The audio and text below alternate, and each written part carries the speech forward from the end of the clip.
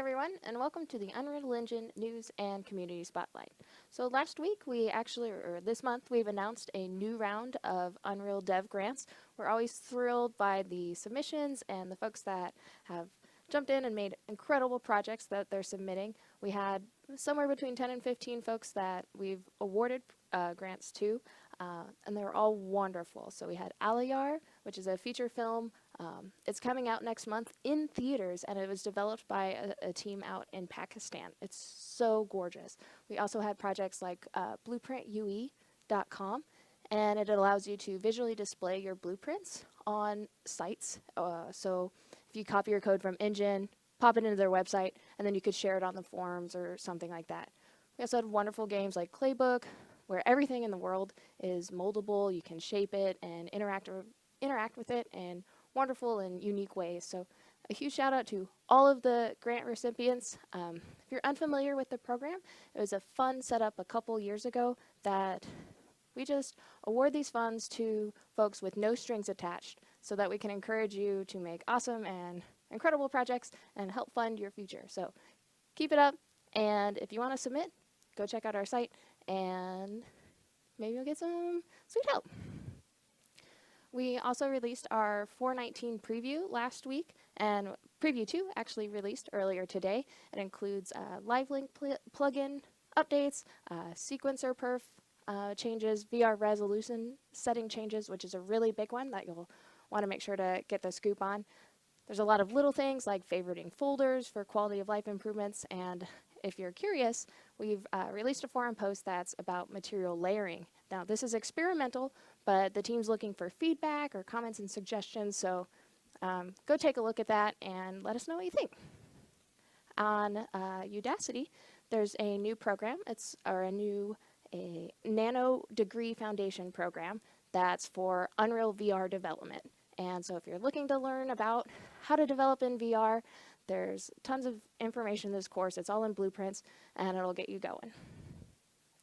We've also released the assets for Soul City, or the Soul demo, that I know it's been a long time coming, but the Soul City and Soul Cave assets are all now available on our marketplace, and there's hundreds of textures and meshes, and all these things are now available for, and they're primarily optimized for mobile. So hopefully it'll help your development get going, and there's just a lot of cool stuff to go and take a look at or download. It's all free. We've also announced our winter UE4 jam, so this will take place from February 8th to 11th. The theme will be announced on February 8th at the end of the stream, and you'll have that whole time to work on your projects and get going. And we'll announce a theme there, and then we just want to give a huge shout out to all our sponsors. Intel's joining. They're rocking some amazing Optane SSDs that we'll be giving away. Side Effects is back in, and they'll give us or give away some Houdini licenses. Assembla is back on board. Ben from Side Effects and Nick from Assembla are actually joining the judging team, so we're really excited to have them help out. And a number of our marketplace sellers have jumped in and offered to be sponsors. So there's a lot of really amazing assets that you could potentially win. So we're really looking forward to that. This weekend is the Global Game Jam. So if one jam isn't enough, you can have all the jams you ever want. And Tom Shannon is actually going to be attending the jam at the New York City site. So that's hosted by Playcrafting and Microsoft. He's going to be giving a couple workshops. If you happen to be up there, he'll do an intro to UE4 and then a rapid game development talk. And he'll be on the show floor at their booth if you have questions, want to hang out. And in conjunction with the jam this weekend, we're releasing a new Game Jam toolkit. So the idea of this toolkit is it'll help you get running and jump off the ground running with or for Game Jam development, and hopefully enable you to make some really cool projects during the jam, which you then could use for the winter UE4 jam. And last but not least, we have a great a great video by Onset Facilities has been released, and they go over kind of how their real-time VFX compositing setup is staged, and it's just a really wonderful project. We're excited to see it. We're really pumped to see it at the top of Reddit, and there's just a really cool thing going on there. They have a whole write-up on how they've got it going and set up, so definitely go check that out. So On to our weekly karma earners. These folks are jumping on to Answer Hub, answering questions, helping out their fellow community managers. So we like to call them out. So we have Zlarator, VR Marco, Jin VE, Every Nun, Deathray, No Fight, Thompson N13, Bird Free Yahoo, Paper Bag, and Juge. You guys rock my socks. So on to our community spotlight. The first one is a project called Book It. So it's a trailer. He actually made it in paper 2D. And it's just, I don't know. We don't see tons and tons of projects in 2D, and so it's always really cool to see what folks are able to do. And it's just, I love watching this trailer. Those animations are great. It feels like it has just tons of personality, and I can't wait to see more of it and really sit and give it a try.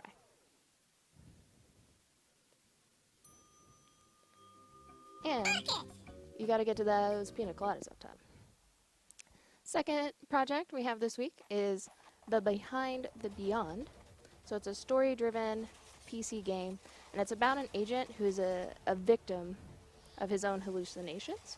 And so he's kind of struggling with the juxtaposition of his dreams versus his reality, and it seems like a really compelling story, and I'm really curious to dive in and see how he explores these themes even more in the game.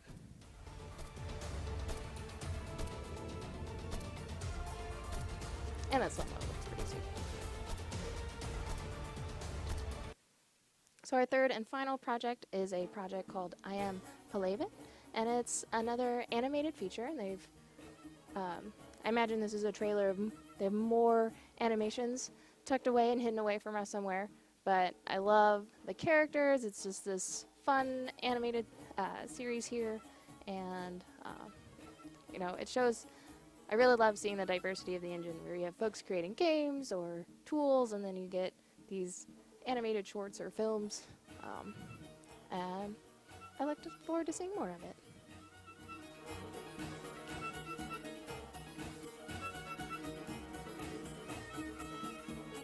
And thank you for joining us for our news and community spotlight.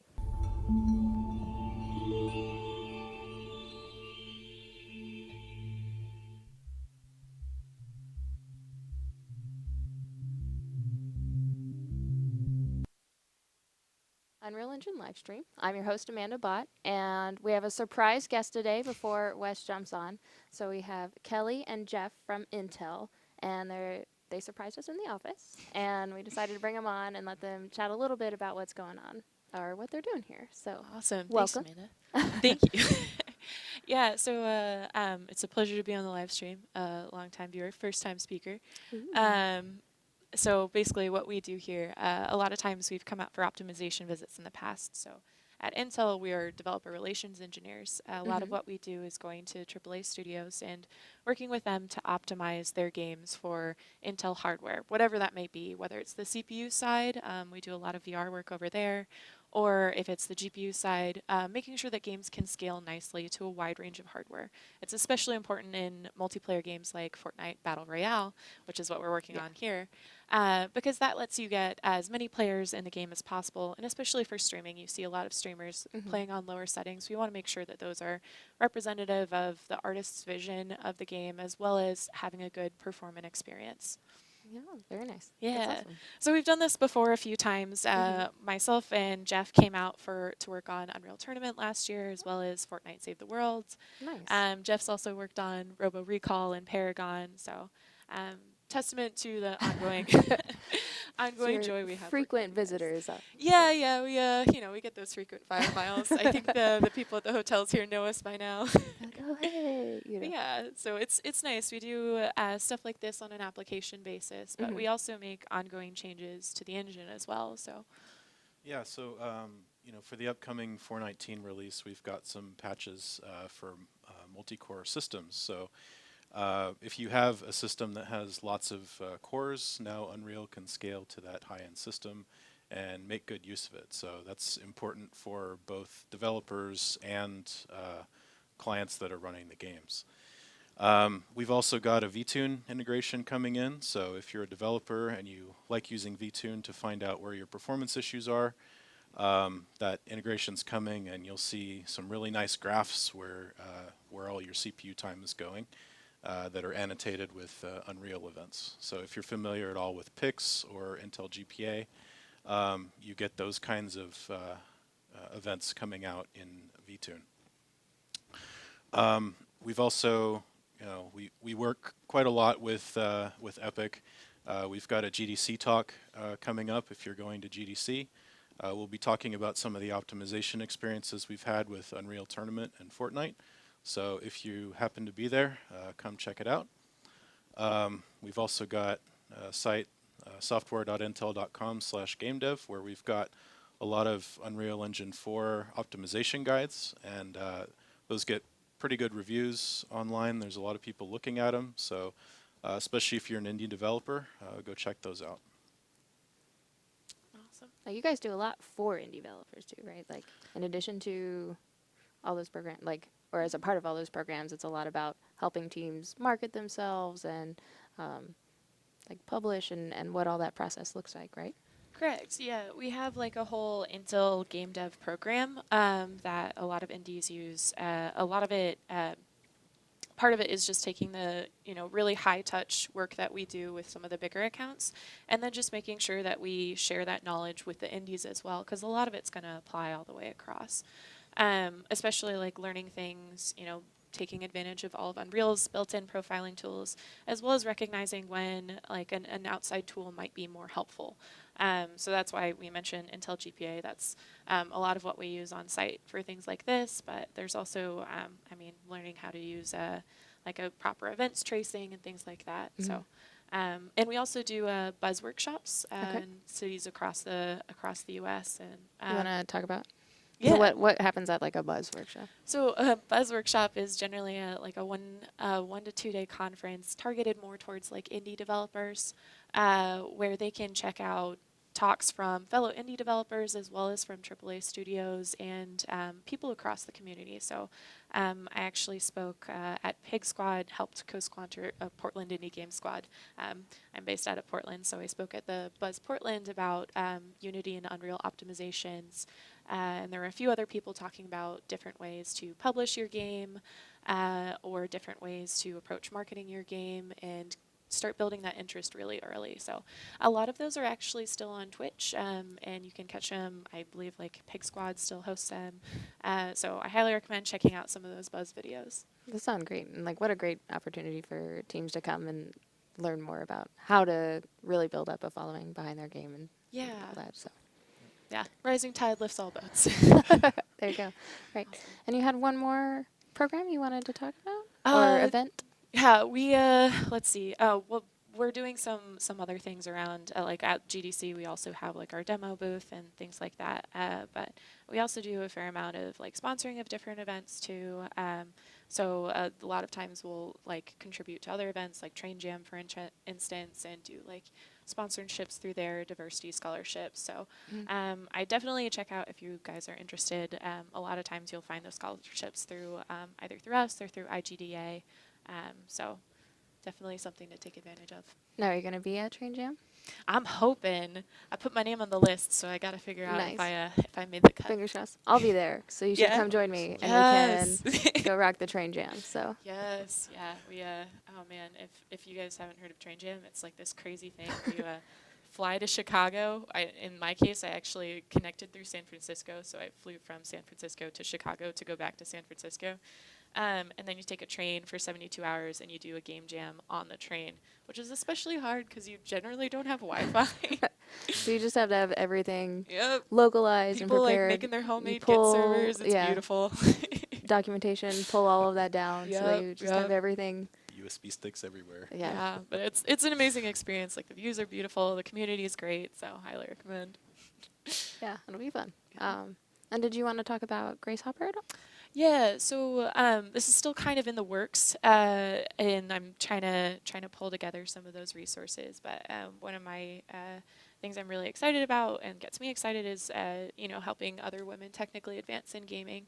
And I think the best way to do that is to technically prepare them.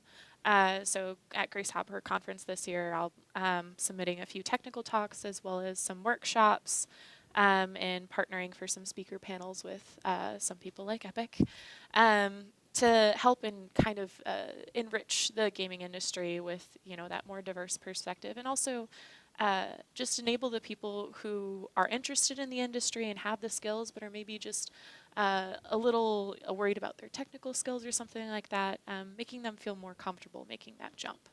So Right. And so Grace Hopper in general is just a conference for women in tech, right? yeah, for women in computer science specifically.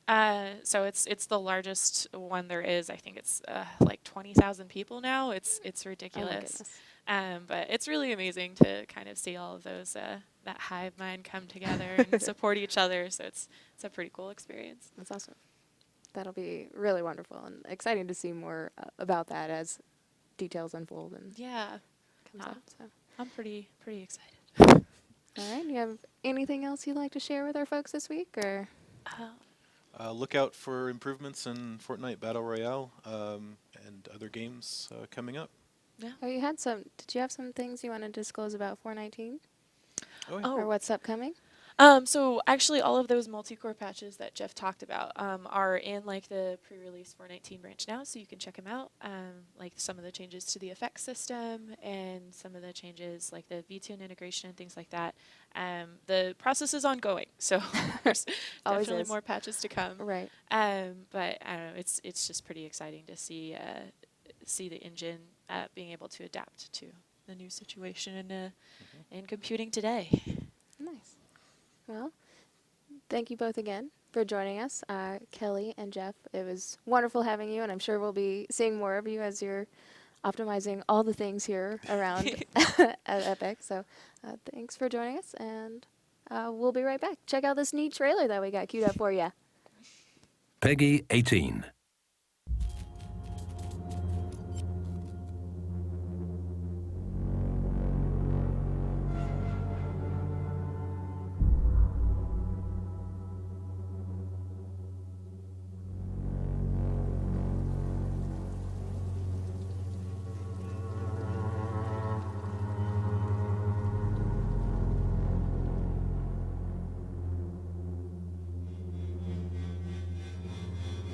Londres est une ville tellement grande qu'on ne pouvait pas modéliser l'ensemble de la ville. Donc on a décidé de s'intéresser à 4 quartiers qui nous paraissaient iconiques. Whitechapel, le quartier des immigrés, les docks de l'East End, à l'époque, ce sont des quartiers qui sont très pauvres, qui sont gangrénés par la criminalité, par les gangs. Le quartier de l'hôpital, ça c'était intéressant pour nous parce que ça permettait de replacer le héros dans un rapport à la maladie. Et dans cette zone-là, il va être perçu comme un médecin. Il va être confronté à des infirmières, à des chefs de service, à d'autres, à des collègues, et évidemment à des patients. Et encore une fois, le joueur a la possibilité de tuer tout le monde dans l'hôpital. Et le dernier quartier, c'est le quartier de West End, donc les quartiers un peu plus riches. Permettre aux joueurs de voir une espèce de galerie de personnages comme ça, de différentes couches sociales. Pour que ce soit pesant, que tu sois toujours dans le questionnement, que tu sois comme le docteur Reed et que tu te demandes mais qu'est-ce que c'est en face de moi au bout de cette ruelle. On essaie de faire de la rétention d'informations, mais jouer avec ça pour rester dans cette frontière entre c'est lisible, mais on va essayer de jouer avec les faux semblants en fait. C'est travailler avec des silhouettes dont la découpe va te permettre de te faire une idée si c'est un ami, un ennemi, mais ne va pas te donner tous ses secrets tout de suite.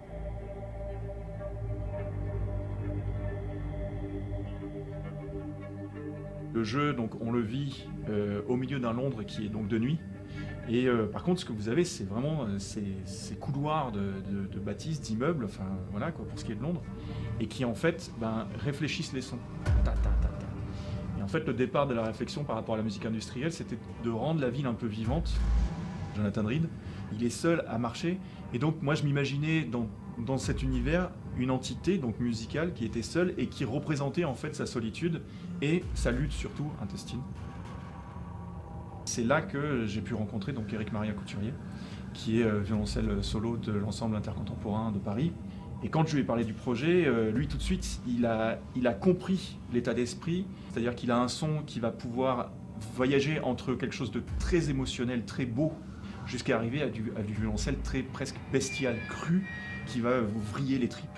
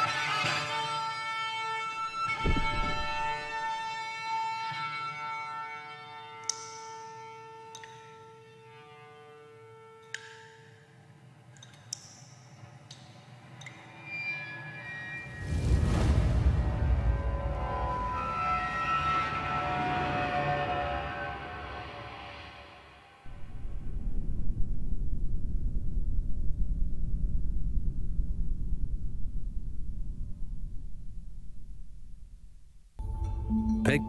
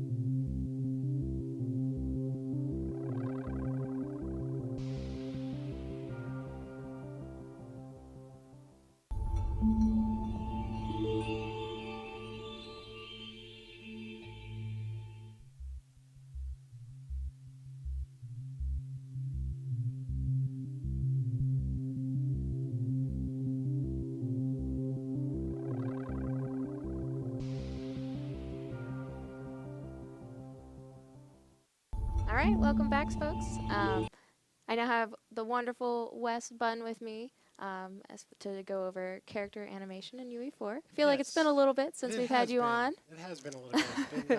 Been busy and wanted to make some time here to talk about some character animation stuff. I gave this talk late last year at the MDev conference, and I also did it internally as well to some of our new hires. Oh, nice. Just onboarding, letting them know how to get started with the engine and animation in UE4. If you're already out there working with animation in UE4, some of this stuff you may already know about it, but you might be able to pick up some tips along the way as well. Because I constantly see this on the forums, like how do I do this, how do I do that?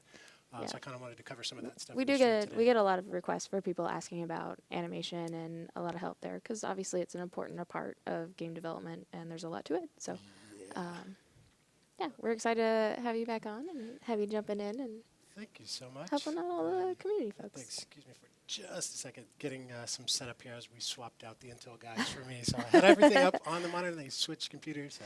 All right, duped him. Give me just a second. Pulled a quick one over your eyes. Yeah. But all right. Yeah. All right. So yeah, we're going to jump right into the engine actually and just start building stuff. Like I said, this is kind of a bit of a refresher for some of you that are already animating in UE4, but there's going to be some things in here that you may not already know that we could touch upon, as well as some tips and tricks to just improving the look of your character's animation in UE4. So what I'm going to do is just open up a new project here. Let's go ahead and just launch. Look at that nice preview that's available there.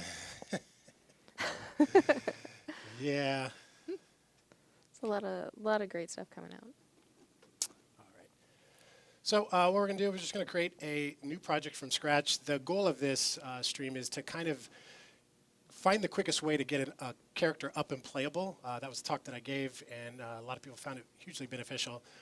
There are tutorials out there that I've given that takes you from beginning to end, the whole end-to-end process, starting from completely scratch and building a playable character. We have a video tutorial series on our documentation pages covering that. But I wanted to do a quick start guide for getting a playable character up. There's no better way to do that than starting out with a template, because it already has a lot of that stuff already built for you. So there's really no need to reinvent the wheel. We can leverage some of that content and then just swap in our own mesh, our own animations, any other additional things that we want to add to that character. Just gives us a huge leg up. So we're going to start with a third-person template project here. We'll just call this the Twitch project. So, and let's go ahead and just maximize this so I can create the project. Here we go. And that'll load up here in a second. And what we're going to do is we're going to take some FBX assets and import those into the engine. If you have not worked with animation at all before, you do need to create your assets in the FBX file format so that you can import them into the engine. So it looks like it's going to compile shaders again. Hopefully I won't have to do that on my other project.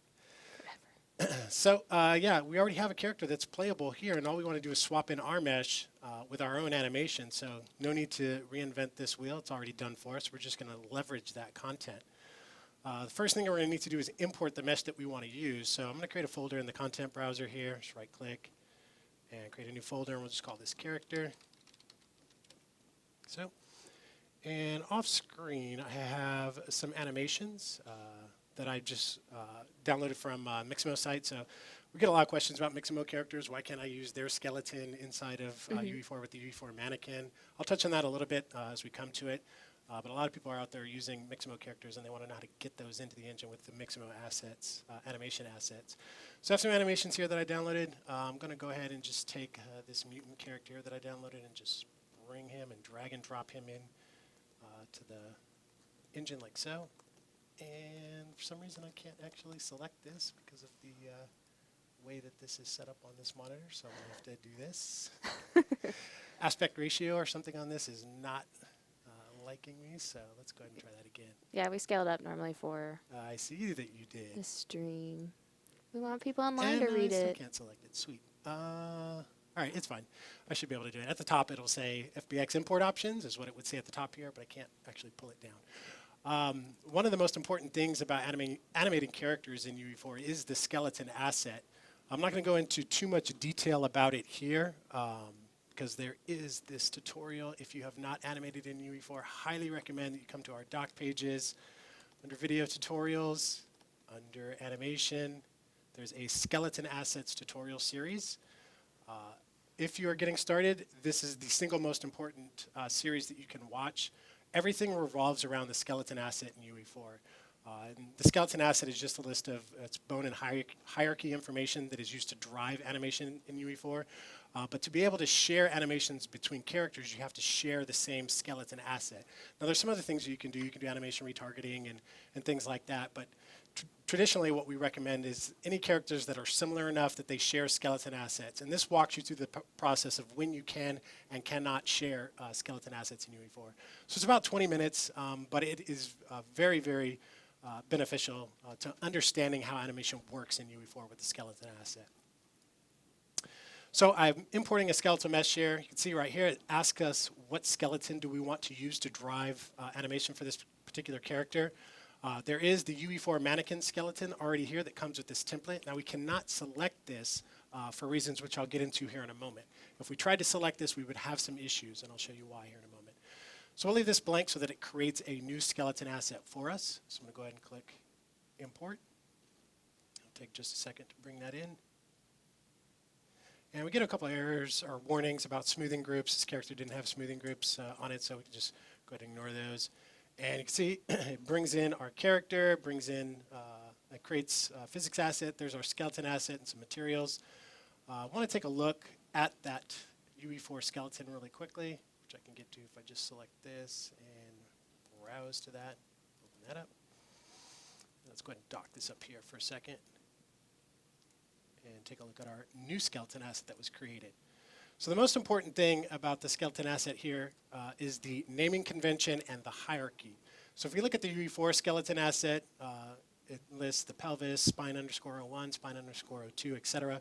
All kinds of bones that are going to be used to drive animation. And we look at our Mixamo character, you're going to notice that although it has the same names, they're named slightly different, which is one of the problems why we can't share skeleton assets here, because the naming convention is different. It'll look up for spine_1 and not find that, even though we have spine1 here, and it's technically the same thing. Naming conventions have to be the same when you're sharing skeleton assets, otherwise it won't work. There's also some things about the hierarchy, which I'm not going to get into here, but check out that Working with Skeletons video. It'll break this down in greater detail. But that's partly why we cannot share and use the UE4 mannequin at this point, because of the naming conventions. So I'm going to go ahead and close these out. And we have our character here. I'm going to create a new folder for animations, just to keep it nice and neat. So we'll say animations, and open this up. Let's go ahead and do this. And we have several animations here that I got from Mixamo as well, so I'm just going to not open it and just select all of these except for the skeletal mesh there. And let's just drag those in. Okay, so this is the animation import. It's asking what skeleton do we want to associate these with. Because we just created one, we're going to point it to our mutant skeleton, and we're going to import all of those. So take a second to get all these animations in.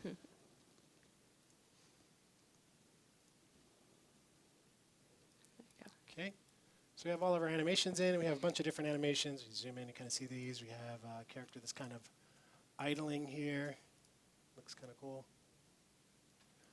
We have some walking, some running, some attacks, etc. Essentially what we're going to do is have a character that can run around, walk, jump, attack, as well as some other things that we're going to touch on a little bit later to kind of improve the way that the character looks as he's moving. So let's go ahead and just do this. First thing that we're going to need, if we look at our animations, we have a walk here, and we have a run, and we have our idle, obviously.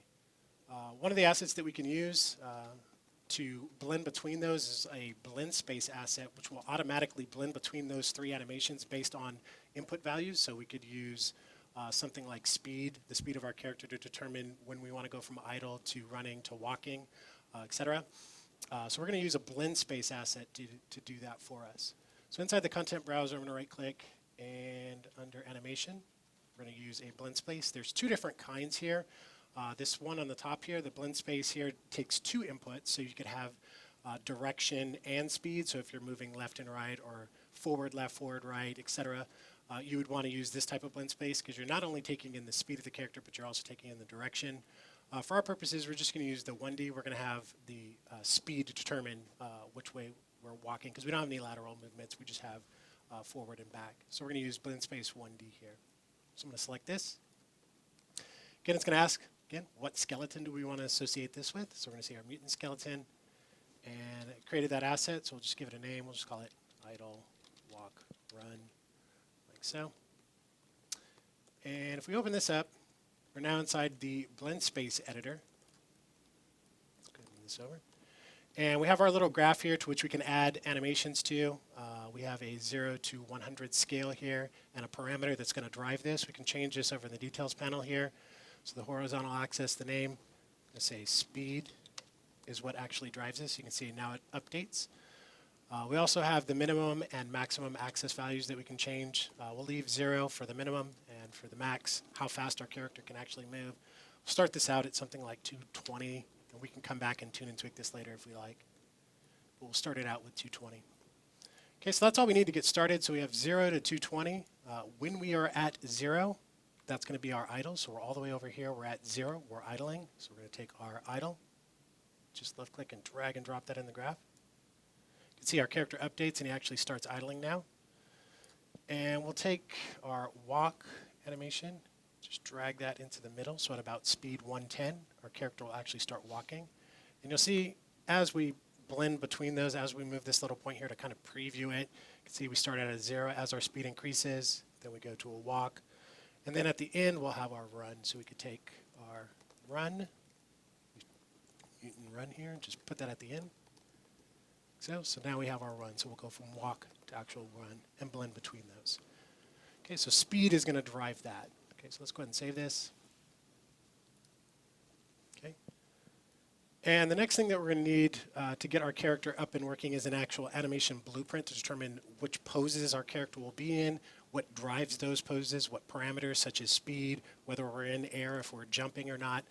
If we take a look at our third-person template character, and we go to the details panel here, it's using an animation blueprint already, and we can browse to that animation blueprint by clicking this icon here. You can open it up, and this is our animation blueprint here. Usually consists of two graphs. The two graphs that are of most importance are the event graph and the anim graph, which you can see over here on the My Blueprint panel. The anim graph is the actual final animation pose that your character enters, and the event graph is what's going to be used to drive parameters that in turn affect what pose you're going to be in. So if we look at our event graph, we have things like, is the character in air? And there's a variable called speed.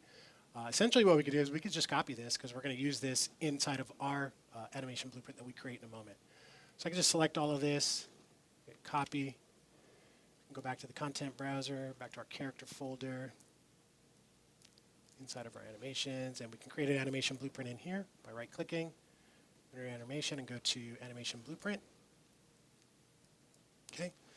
Again, what skeleton are we targeting? I told you that the skeleton is the most important asset. Targeting our mutant skeleton. Typically, you can leave the parent class alone unless you're doing things like vehicles or etc.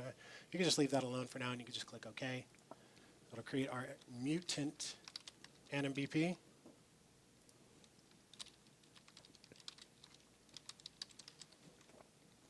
Without a slash, because that would probably help. All right, so if we open this up, it looks just like the other one did, except we have no final animation pose. But we have our event graph and our anim graph. So what I'm going to do is just take all of this, delete that, and we copied it from the other blueprint. We're going to paste it in here with a Control-V. Essentially what this script is doing is updating parameters that is going to be used to drive our anim graph. Right here it's looking to see if we are controlling this character. If we are, it's checking to see if we are in air. If we're falling, then it's going to set a variable that we're in air. And it's also getting the velocity of our character and determining our speed. Now we're getting two warnings here because we haven't created these variables over in the animation or in the blueprint section over here. Quick tip, you can right click on these and create variables from those, which was introduced not too long ago, which is super handy because I do a lot of copy and pasting. And that used to drive me nuts. Yeah. So we're going to create a variable from that, and we'll create a variable from this by right clicking. It creates those two variables for us. If we compile, those arrows will go away. So we can now hop over to the anim graph and define the pose that we're going to enter here. So this is what our actual moment-to-moment pose will be here. So for this, what we're going to do is create a state machine. And the state machine basically determines, based on various parameters, what pose our character enters automatically. So for that, we can right-click and we could say state, new state machine. Okay. And you can see it has a little output pin there for our pose. So we'll just connect that up like so. And if we double-click on this, you can see it has a preview that we can jump into this graph and start editing what our state machine is going to be. Now, we're not going to get too complex here, and I'm going to talk about state machines here in a moment a little bit more. But what we essentially want to do is go to our asset browser and take that idle walk run that we created, our blend space that blends between those three animations. We're going to take that, we're going to left-click and drag that into the graph, so. And we're going to take our entry and just left-click and connect it like so. Okay. So we're doing a little bit of inception here, jumping into graphs and graphs and graphs. So we can jump into our idle walk run here. If we double-click on this, it says it's a blend space, and it's taking in a parameter speed, which we created just a moment ago. And this is what drives the walk, the idle, and the run. So we'll take that speed, just left-click and drag and drop it on top, like so. And if we hop back up to the animation graph level, if we compile, the arrow will go away. Our character starts idling, like so. Okay. So we're almost done. We almost have a playable character. The next thing that we would need to do is go back to our third-person blueprint here, template character, and just swap in our mesh, swap in our animation blueprint, make a couple modifications, and we'll have a playable character. So we'll take this, and we can quickly get to it by editing the blueprint here. So we'll open that editor. We'll hop over to the viewport. You can see there's the mesh. The components here, we have a mesh that's there already, and we'll just swap it out with our own mesh over in the details panel. So under Skeletal Mesh, click this drop down and select our mutant. So now he pops in there. And for the animation mode, we'll use an animation blueprint, but we'll use our mutant animation blueprint. So our character enters the idle there.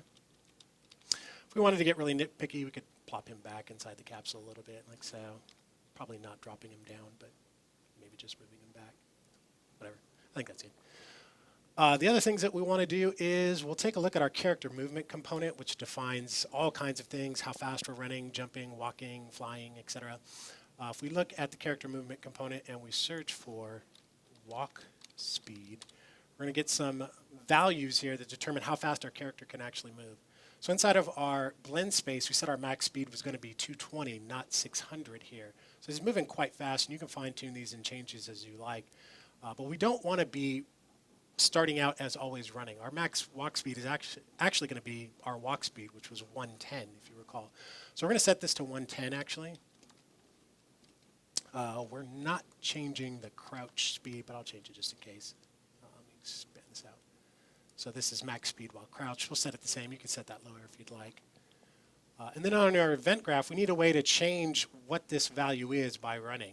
Essentially, if you played any first-person shooter out there, left shift is usually the sprint button, so that's what we're going to do here. We're going to do the same thing. So we're going to right-click, and we're going to say left shift button. So we're looking for a keyboard event, the left shift button. Okay. And when we press it, do something. When we release it, do something else. And we're going to take that character movement component and change this value now by pressing this. So we'll just drag that into the graph, drag off of this, and we'll say set max walk speed. Okay, so set max walk speed. Connect this up. Just copy and paste that. So making sure that this is connected. And we'll set our max walk speed now to 220. And when we release it, we'll go back to 110. And another thing that we'll probably need a little bit later is to determine when we're actually sprinting.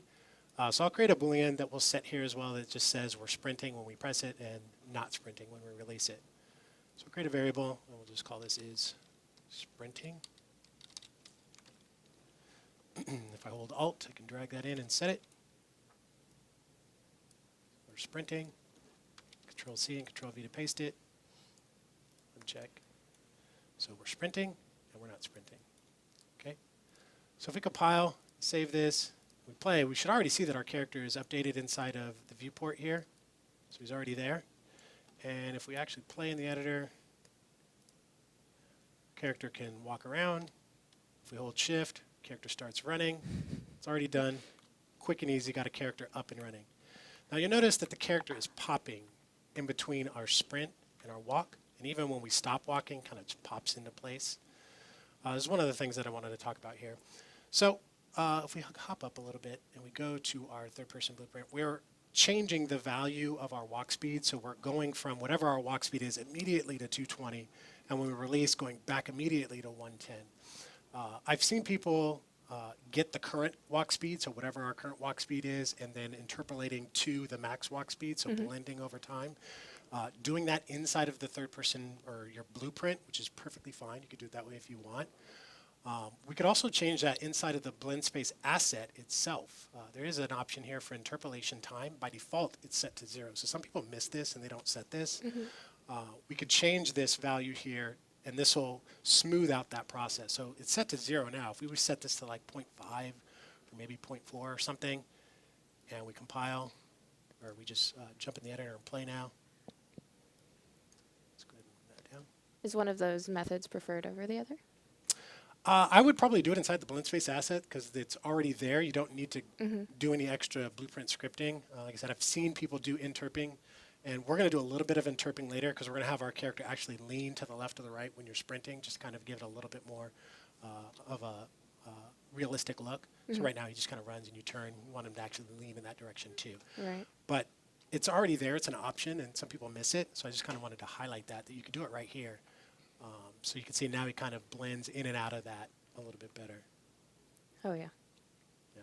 There are some more advanced things that I'd like to do in a future stream. Adaptive starts and stops. So when you're running, if the left foot's forward, then actually shuffle into a stop. If the right foot's forward, shuffle into a stop, that type of thing, as well as starting animations.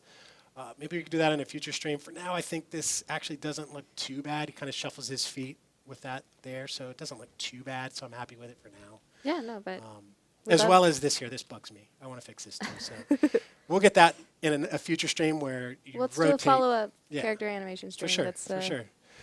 next level. Yeah, so turning 180 degrees. I've seen some people ask that on the forums. We'll cover that in a future stream as well, so we can fix this because that bugs me too. So we got our character up and working, but if we jump, we have this problem here, which is not what we want, undesirable. So we need to give our character a jump animation.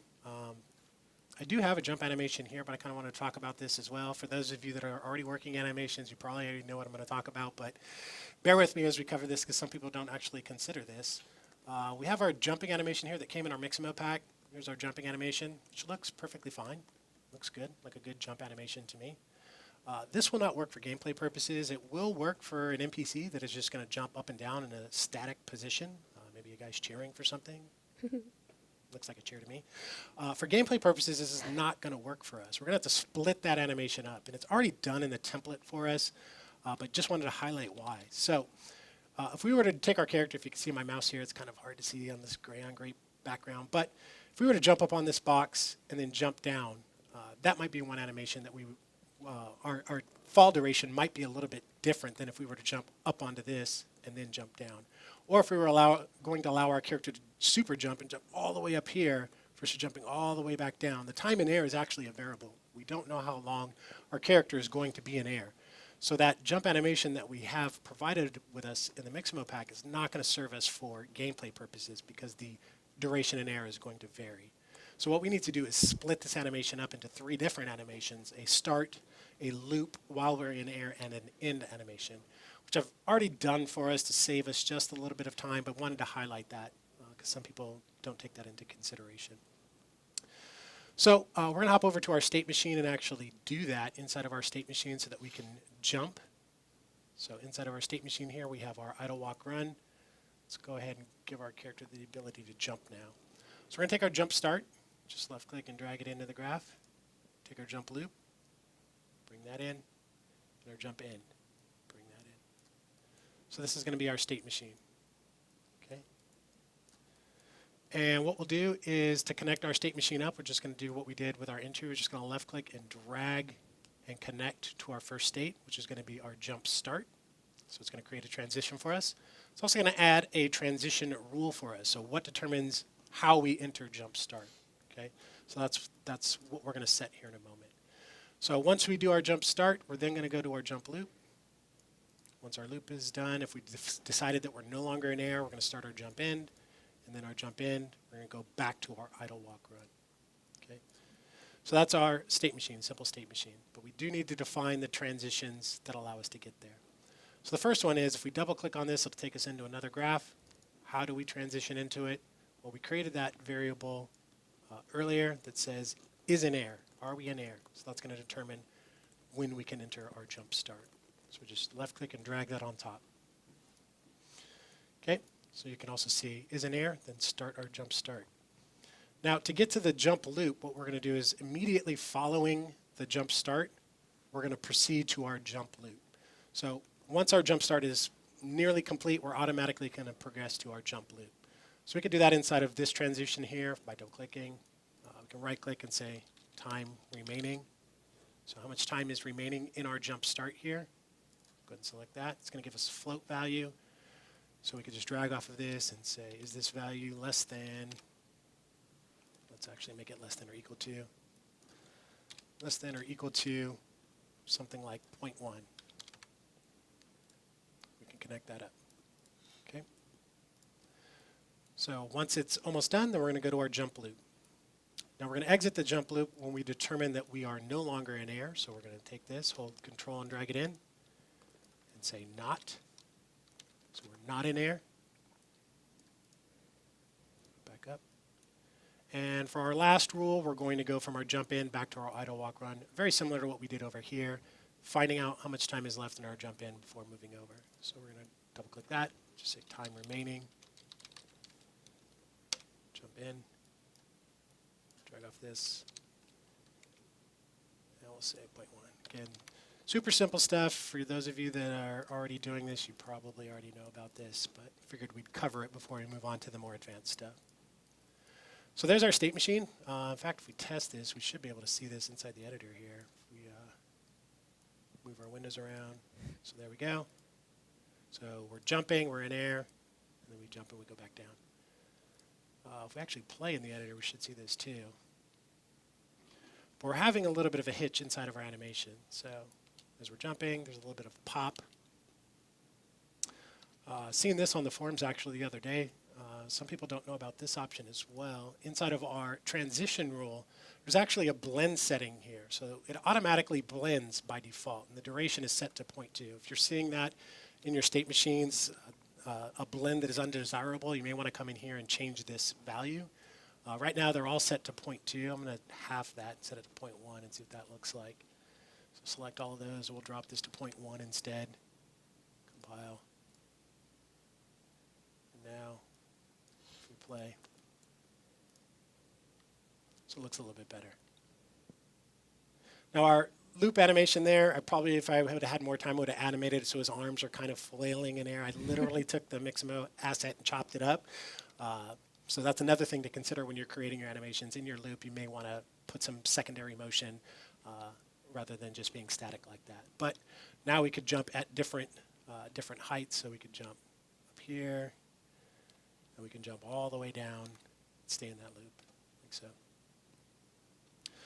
Okay. So we can jump around, which is fun. Let's give our character the ability to attack. Okay, and this is going to lead into our talk about animation montages and state machines. 'Cause this comes up quite a bit on the forums as well. When do I use a state machine versus when do I use animation montages? Okay, so if we take a look at our state machine currently, like so. So here's our state machine. We have our jumping, and if we move this over just a little bit. Browser. So we have our attacks here. We have a swiping attack there, and we have a punch there. We could drag these in and create states from these. So we have our swiping attack, and we have our other attack. We could create transitions for these. We could say, do this. But then what if we want to have it while he's jumping being able to attack? We'd have to drag another one to that. And then if we had a second attack, what if we wanted to go from this attack to that attack, and then going back to idle? And it could get quite cumbersome. Probably the best practice that I could recommend for state machines versus animation montages, which are just one-off animations that are called through script. Anything that is handled systemically inside of your game, such as our jump here, yes, we're pressing a button to jump, but it's automatically transitioning to a loop. Defining when we land is not being handled by us, it's being handled by gameplay. So when we land, it's going to the jump in and automatically going back to the idle. That's a systemic approach to setting up our state machine here. Anything that's handled like that, you want to put inside of your state machine. Anything that's one-off attacks or one-off animations, you probably want to do those inside of an animation montage and layer those on top through a slot node, which we're going to do here in a second. There's additional reason I'll cover here in a second as well. But that's a good way to think about it. Anything that you want to press a button and then something happens, you could probably do that in an animation montage. It's not to say that you can't do them in state machines, but there's more flexibility, I think, with an animation montage. So I'm going to kill those, and we're going to create an animation montage. Okay. So we'll go into the content browser here. I'm going to right-click, and under animation, we're going to create an animation montage. And again, what skeleton are we using? We're going to be using our mutant skeleton, so I'm going to select that. And we'll just call this the attack, or we'll call it the mutant attack. So, okay, so we have a mutant attack. Okay, now we have two attacks, and we could put both of those attacks into our montage and then selectively play which one we want to use, which is another benefit of using the montage. We could call one asset and play a particular animation from inside that asset directly. So I'm going to go ahead and open this asset. Let's go ahead and move this up. Okay. So here is our montage section where we can define which animations make up our montage. I'm going to take our swiping montage here, just drag that in. So if we play it, our character starts doing a swipe like so. Let's go ahead and pause that, and let's take our punch. We'll bring that in as well. So we have two animations in here. We have this left attack, as well as a right attack. So it's a little punch like so. So what we'll do is we could section these off now. So here's our right attack. Right at the break there, I'm going to right click up here on the top and create a new section. We'll call this the right attack. I'll right click anywhere in here, create a new section, and we'll call this the left attack. Let's make sure I spell that correctly. Let's delete that because I spelled it wrong. So that would help. Okay. I'm going to drag this all the way to the beginning, taking out our default so that it starts at the beginning. We don't need this default one anymore, so I'm going to delete that. So we have these two sections in here. Okay. Yeah, let's clear this out. So what's cool now is that we could play this, and we could loop one section if we wanted to. We could jump to the first section or jump to the other punch like so. And we could do that with our animation montage. The other thing that we could do that would be a little bit more difficult to do inside of a state machine is set up notifies inside of this animation. I used to work on UFC games back in the day, so I used to work on fighting games. And the concept of frames inside of an animation is super important when you're working in fighting games and combo systems and things like that.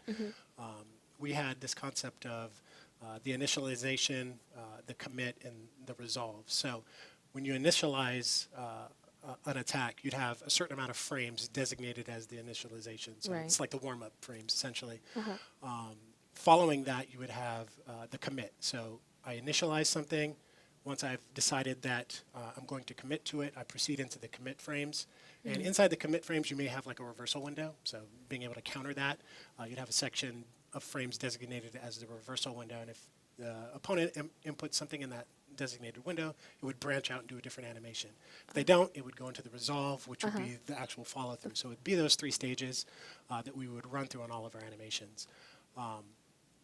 And also in the init, you can also cancel it out. You could have a section of frames where if you start, you could cancel and go to something else. So super important, being able to designate those sections of frames inside of an animation, which would be difficult to do inside of a state machine.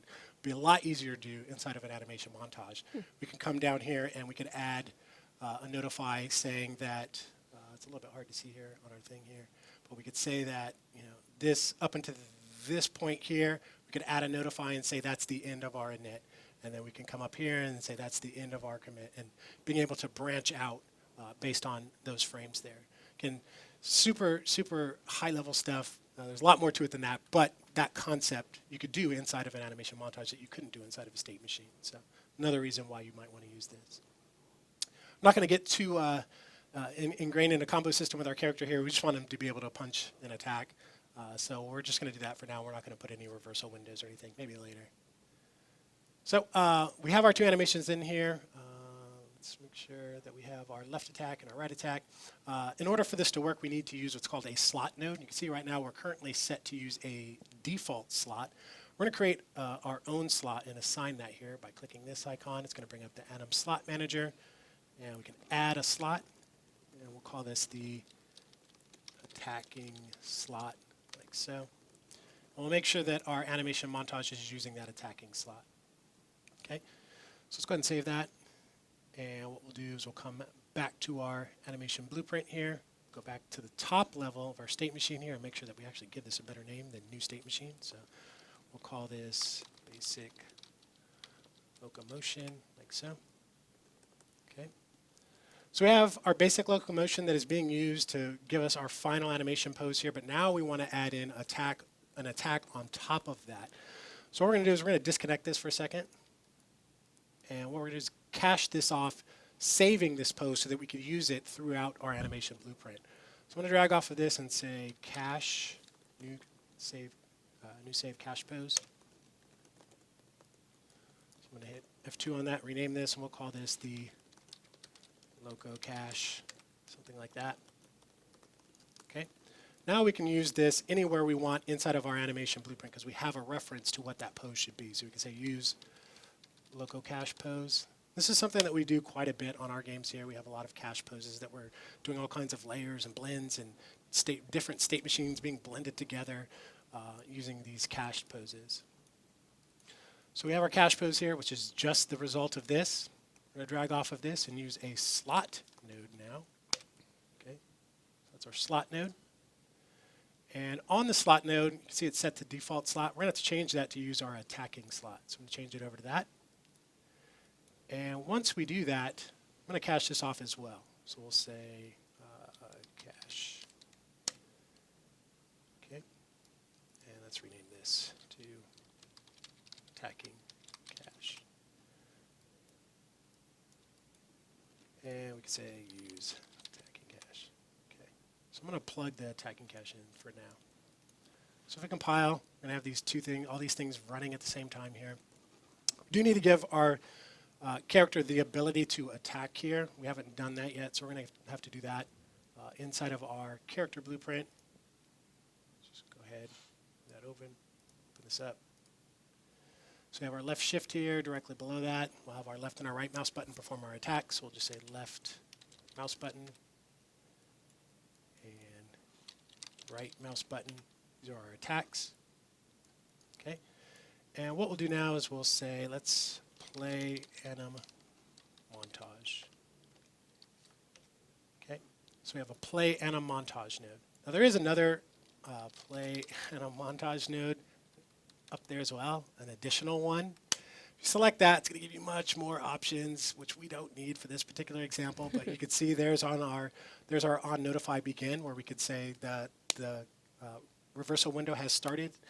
If the opposing player performs an input at this time, then reverse, etc. Things like that could be done right here with this animation, play animation montage node. So it's just easier to do that inside of the montage than the state machine. So let's take our left mouse button pressed, and let's go ahead and change this and use our mutant attack. Now it's asking for the start section name, which is currently set to none. Naming conventions are super important here. You have to use the exact same names that you used inside of the montage. So we have left attack and right attack, making sure those are spelled correctly. So we're going to say left button is left attack. Copy and paste this. We'll change this to right attack. Okay, so we have our attacks in there. Play.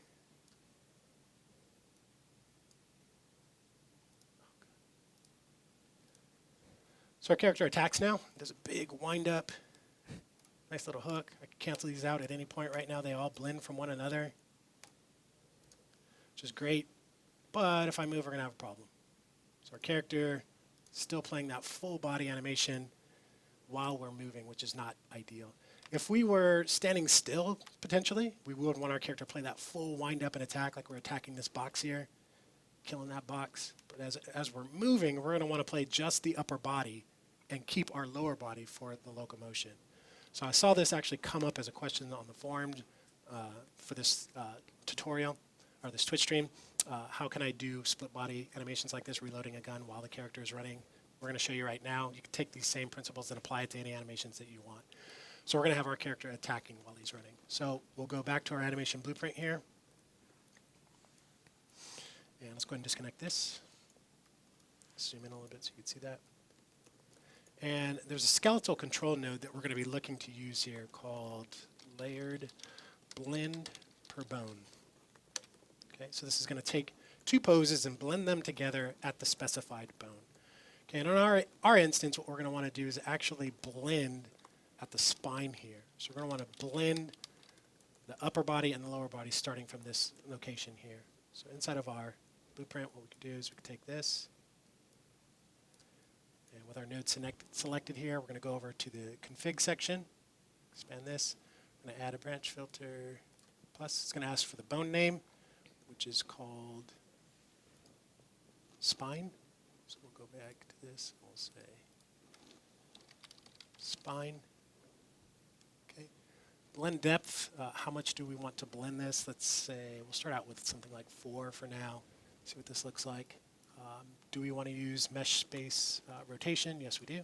So we're going to check that. Okay, I think that should be all the settings that we need for now. And we can fine tune these later. Okay, so we're going to take our locomotion, which is just the locomotion without the attack. We're going to take this and copy it and paste it. It's going to be our base pose. We're then going to blend in the attack. So, okay. And what that's going to give us, if we connect this now, we play. So now we're playing just the upper when we're standing still. But if we're moving, it looks okay. So it looks okay while we're moving. It's winding up and attacking. Yeah. But if we're standing still, we don't want to do that layered blend profile. We want the full body, full wind up, all of that included. Not just that, because that looks kind of funky.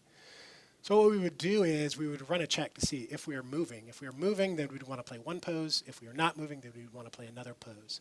So what we're going to do is we're going to use a blend poses by bool node. So we can right click and we say blend. We say blend bool, maybe it comes up. Yeah, so blend poses by boolean. So true or false, are we moving or not? True, play one pose, false, play another. So we're going to connect this up to there. Let's go ahead and move that over. And if we are moving, then we want to blend both of those together. Okay. If we are not moving, then we want just the attacking cache. We don't want the locomotion. So we're going to plug that in, like so. Okay. So this is why we wanted to cache these poses off, because we can use them and reuse them as much as we want. So for the Boolean here, we don't know what this is going to be yet. So I'm going to right click and promote this to a variable, which we'll just call isMoving, question mark. Okay. Compile. So right now, we're not moving, it's set to false by default. So if we hop over to the event graph, as we recall, the event graph is going to determine and update variables and parameters that in turn drives our anim graph. So we already have this speed variable here, which if it's greater than 0, we are moving.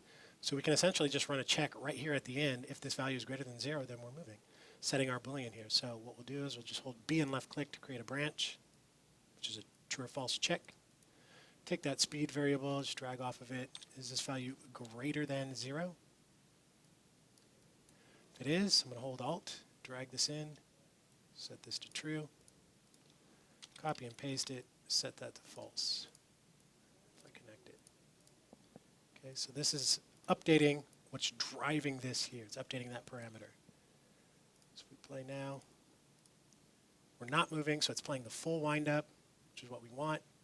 If we're running, then it's playing the upper body. So that's what we want. Again, there's going to be some funkiness with this as well. This is where it gets to fine-tuning the animations. If we start an attack, so a full body attack like this because we're not moving, and then we start moving, it looks a little bit funky to me.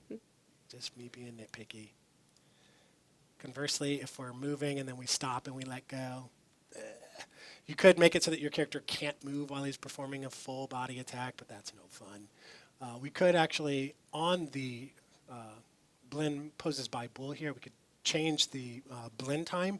Currently it's set to 0.1. We could bump this up to something like 0.5 maybe. That'll smooth that out a little bit between blending and true and false. So it's still not going to be perfect, but if I do a full body and then I start moving, blends it a little bit better than it was before. There's a little bit of foot sliding. I would come up with a better solution if I had more time, but I think that's good for now. Yeah, I think that's good for now. So our character can attack. We can jump and attack. We can do all kinds of stuff, which is fun. We can run. Let's go ahead and give our character the ability to kind of lean into the turns a little bit, just to give it a little bit more of a dramatic feel to that running animation. A couple different ways that you can do this. I've seen this done with blend spaces. So we've already created a one-dimensional blend space that is being driven by a parameter. You could do the same thing here. You could have a bunch of different poses for different leanings and blend between those based on the direction that you're going. Try to come up with a cheaper, quicker way to do that. What we're essentially going to do is take our skeleton here. If we go up to the hips, all we really want to do is just tilt the character in a direction. Obviously, we don't want to tilt him too much, because it's the root bone, but if we tilt him just a little bit, it's going to look like he's turning into those. So we're going to take that hip bone and just rotate that based on which way our mouse is moving. So if our mouse is moving to the left, the character will lean to the left. If it's moving to the right, the character will move to the right. Because that's essentially what we're doing to drive our character here inside the level. So our mouse is moving to the left. We're going that way. We want to lean that way. We want to lean the other way. So for this, what we're going to do is, let's go to our animation blueprint here. How are we on time? Okay. It's about 3:15. Okay. Dang, got a lot So more we do stuff. want to get to some questions, but There's nobody after me, right? So I can yeah, keep you going. All right. you're I good. I wanted to get through. There's one other thing that I wanted to get in here. That we'll We're try here to- for you, Wes. Thank you. So let's cache this off as well so that we could save this. So this is our attacking and our locomotion. So we'll drag this off. We'll say cache that. F2 on this will say loco and attack. That's loco and attack. Let's go ahead and move this down. And what we're going to do is now use loco and attack. And to modify the hip bone, there's a node called modify, transform modify bone. Okay, so this is what we're going to want to use here. So I'm going to select that. And we can modify the scale and translation if we wanted to, but all we really care about is the rotation here. So I'm going to select this node, and over in the details panel here, let's go ahead and uncheck translation because we don't care about that. Uncheck scale because we don't care about that. All we care about is the rotation, and we're going to add to the existing. Okay. And for the rotation, actually, if we right-click on this pin, we're going to split that up because we don't care about the roll and the yaw. All we care about is the pitch of the character. So we're only worried about this value here. Okay. So essentially, what we'll do is let's go ahead and connect this up. So let's connect this to that for now, just so we can see it. And for this rotation, we don't know what that's going to be. It's going to be a variable based on the input of the mouse. So we're going to right-click on this. We're going to promote that to a variable. And we'll call this the lean value, something like that. Okay, compile. So it's going to give us the lean value. Oh, we also need to specify what bone we're modifying because that might help a little bit. So let's go ahead and make sure that our bone is not none, but is the hip bone, like we said we were going to do. There we go. It gets rid of our error. So how do we determine what this value is? We're going to go back to the event graph. And let's go ahead and go back somewhere over here. So right here, we're getting the pawn owner who owns this character, or this pawn, essentially. We're going to use what's called a cast node to cast to our third-person character blueprint here so that we can get the input value from our mouse input here. So what we'll do to get us started, we'll just drag off of this and we'll say cast to third-person character. Okay, move this down here for a second. And just to make things nice and neat, I'm going to hold the S key and create a sequence node, which is just a series of things that we're going to do. Connect this up. And we'll reconnect that so it does all of this stuff. Over here. Does all of that stuff, and then it comes by and does this. Okay. Essentially what we're going to be doing is setting this value. So alt dragging that in, like so. So we're going to be setting that. We don't quite know what that's going to be inside of our third-person character yet. So I'm going to compile this and go over to our third-person character blueprint. And up here we have the input axis turn, which is a binding used to determine when we're moving our mouse left and right. Essentially, look up is up and down, so left and right. The turn axis value, this value is what we're going to want. Okay, so what we'll do is, if I play from here real quick, if I move that out of the way, you can see that this movement forward is always firing. It's constantly firing. So we're going to piggyback off of this, find out what way we're moving our mouse, and use that to drive our leaning. So what we'll do is let's go ahead and let's create a variable inside of here. So this is the player lean amount. Select this. Close that. Make this a float. And let's go ahead and compile. And we're going to be setting that now. So we'll hold Alt and bring that in. Okay, so this is following the move forward. We're setting this value player lean amount. And what we're going to want to do is interpolate from our current leaning position to whatever the desired leaning position is. I talked about this a little bit earlier. the stream the interp node. So we say f interp 2, so float interp 2. Essentially allows us to blend from one floating point to another. This is going to be our result. So we're going to take the current lean amount based on the target and blend from one to the other. Now, the target and the speed at which we want to interpolate are going to be variables. Okay, they're going to depend on a couple of factors that we're going to talk about here in a moment. The delta time, we can just reverse drag off of this and say get world delta seconds, like so. But the target and the actual interp speed is going to be a little bit different. Okay, so what we'll do is we'll create a function to handle retrieving the target and the interp speed for us. So over in the My Blueprint panel, I'm going to create a new function. We'll just call this the calculate lean amount. Like so. It's going to have two outputs. It's going to spit out those two float parameters that we want. So we'll click that button, change this to a float. And we'll say this is the actual lean amount.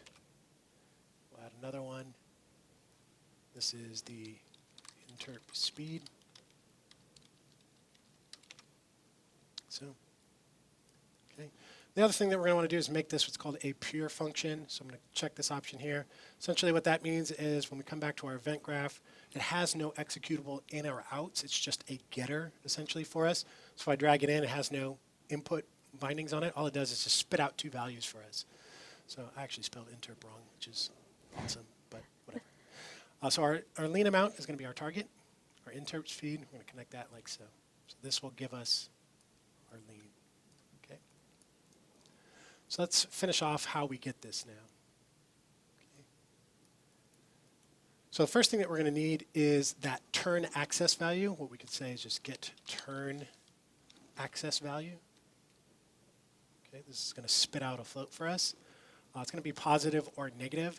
Essentially, we want to know as soon as we're moving left or as soon as we're moving right. So -1 and +1, essentially. 0 right in the middle.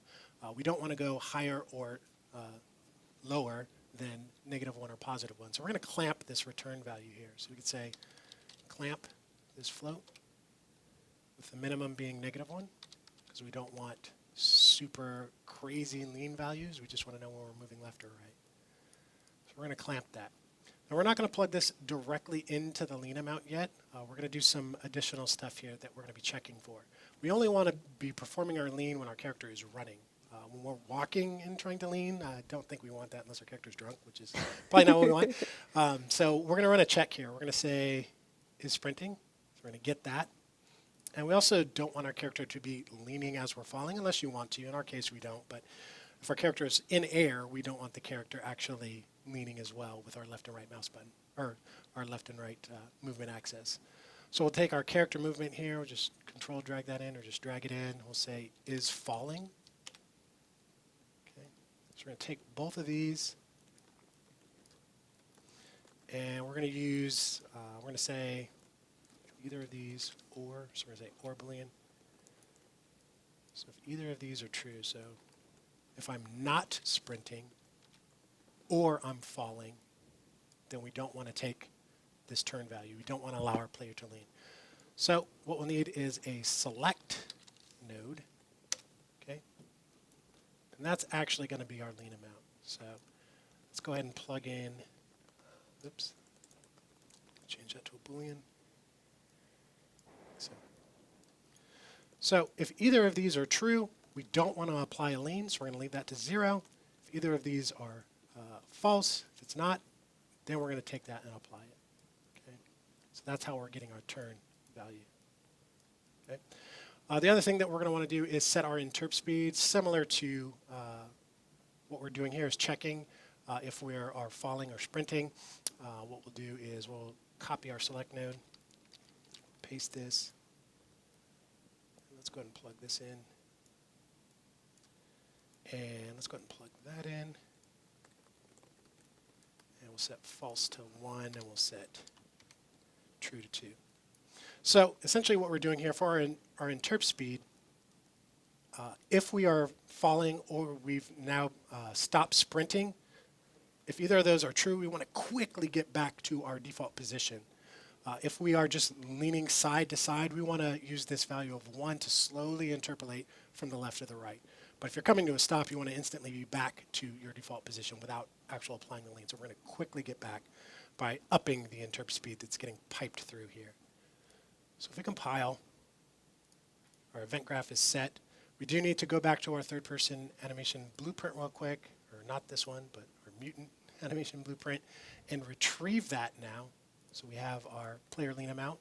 We're now going to get that inside of our animation blueprint here. So we could say get player lean amount.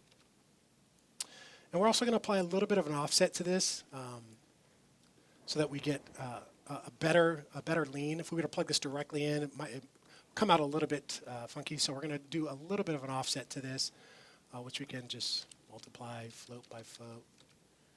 And we'll say something like 10 for now. And let's go ahead and if we want to, we can promote this to a variable and change it later. We'll just say lean set like so. Okay. So if we plug all that in, that should work. Let's still check.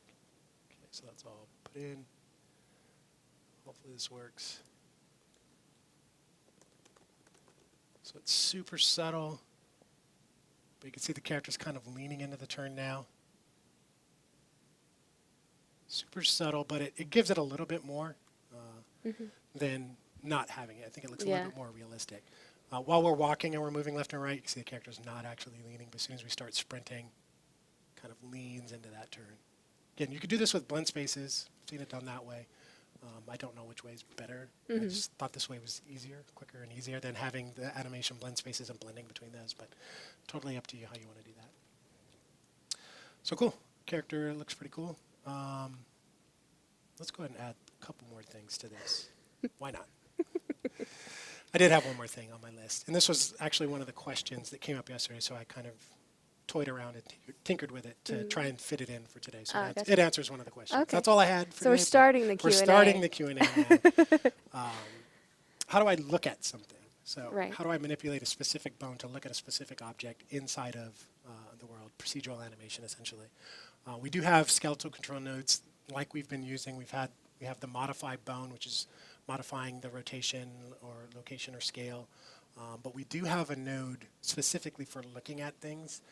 So we're going to use that now. So before I do that, let's go ahead and cache this off as well. So I'm going to go ahead and disconnect that. And let's go ahead and connect this up. And just Someone was asking, are these cache poses really taxing on performance? Or is it actually easier because it's just using... I think it's easier to use like this. I'd have to do some digging. I don't know that there's a significant performance hit on this. I know that we do it a lot with our Paragon characters. Fortnite, I'm not 100% sure how much they use it, but I know I've seen it inside of the Paragon characters where they're caching off state machines for basic locomotion, state machine for upper body, a state machine for full body, and they cache those off and blend those together. I could double check and see like what the actual impact hit is. And maybe I'll update the forum post with it. Let's go ahead and just say we'll say this is the full motion. Okay. So that we have that.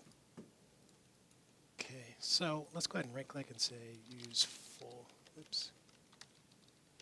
the full locomotion. Right click and we'll say look at. So this look at node. Okay. Again, it's going to tell us the bone that we want to modify. Okay, so we could start out by coming to the details panel, changing this, and we'll say head, for example. So we want to turn the head to look at something. Let's go ahead and move this over. And we also have the ability on the target here. We have a look at target. We can expose this as a pin so that we can provide what this is going to be because we don't know what the object is going to be that we're looking at. In fact, I'm going to right click on this and promote this to a variable, which we'll just call look at target. Like so. Okay. As soon as we connect these up, we're going to get some local to component nodes here, just converting that for us. Let's go and connect that to our end result like so. So back on our look at, let's go ahead and compile this. If I zoom in a little bit, this is where you're going to have to do some tuning and tweaking. So our character is currently looking in this direction of the line right here. If you go to the Anim preview editor here, you can see our look at target is exposed. We can kind of tweak this around and play with this. We could say look at something like that.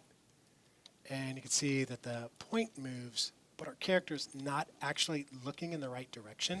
That looks kind of funny. What we're going to need to do is come over and make some changes to our look at access and look up access settings here. So I'm going to expand these. Okay. So by default, our access is currently set to use the Y. So our green here, it's actually using the Y it's looking at, which is not what we want to do. We want to change this. So I'm going to zero that out. I'm going to make the Z our look at access. Okay. So now if I compile, he's still looking down, but if I change this to something like 500, now he's looking in the right direction. So he's actually looking down the Z, which is what we want. So based on your character, you may have to tune and tweak what this is. For this particular character, we had to set the Z as our look at access. We're also going to do the same for our look up access. I'm going to change this to 0, and that to 1 as well.